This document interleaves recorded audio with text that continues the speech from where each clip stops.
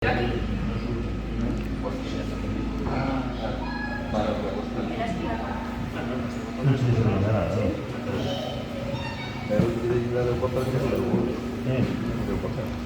bienvenidos majestades, bienvenidos a sus pajes, al ayuntamiento de Xinzo de Limia.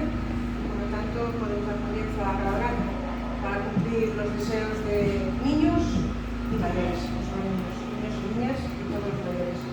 En esas cajas que tenemos ahí tienen las llaves maestras que abrirán todas las puertas esta noche para que puedan dejar sus regalos. Por lo tanto, les hablo castellano, supongo que vienen de países lejanos y no entenderán muy bien el gallego, pero bienvenidos a Xinzo y esperemos que esta visita sea muy agradable.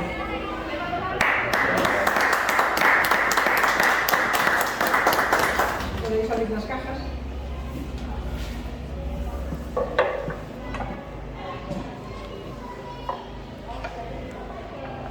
Y coger cada uno vuestra llave.